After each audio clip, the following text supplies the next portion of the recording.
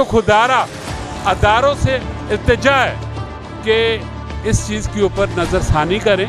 बुरा हाल होता है लोगों का कि जो भी गुजरता है तो वो कोई अच्छे अल्फाजों में अदारों को याद करके नहीं गुजरता हो।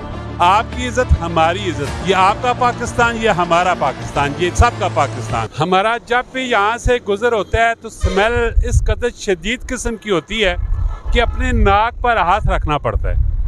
बाहर के ममालिक पे अगर आप चले जाएं तो वहाँ पे रोडों के ऊपर जो ग्रीन बेल्ट होते हैं उसकी खूबसूरती अपना आप बयान कर रही होती है, जबकि हमारे यहाँ से चंद कदम के फासले पे कंटोनमेंट का गेट नंबर 3 आता है, वह कैंट का बैरियर नंबर 3 जिसको बोलते हैं, उसके बिल्कुल मेरी नज़र के बिल्कुल वो सामने है और उसके बिल्कुल साथ ही हमारा ये कचरे का ढेर लगा हुआ है। ये कचरा कहाँ से आता है, किस तरह आता है और मेन जीटी रोड पे ऊपर होता है।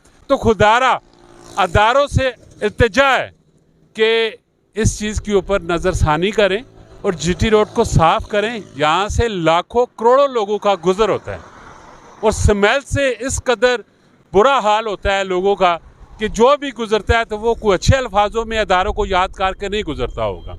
आबादी भी बिल्कुल नज़दीक ही है। आबादी वालों का तो खैर बुरा ही हाल होगा। जब जो बंदा यहाँ से गुजर रहा होता है तो उसके हालात जो होते हैं वो तो नाकाबिले फरामोश होते हैं, नाकाबिले बयान होते हैं। तो जो लोग यहाँ पे रह रहे हैं तो उनका भी हाल मेरी सोच से ज़्यादा बेहतर होगा। तो तमाम अदारों से रिक्वेस्ट है, खुदारा एक नज़र इस तरफ भी आप कर लें और इन चीज़ों का ख़ास करके खसूसी तौर पे ख्याल किया जाए। आपकी इज़्ज़त हमारी इज़्ज़त, ये आपका पाकिस्तान, ये हमारा पाकिस्तान, ये सबका पाकिस्तान। हमारा पाकिस्तान है तो हम है, हम नहीं है तो पाकिस्तान भी नहीं है।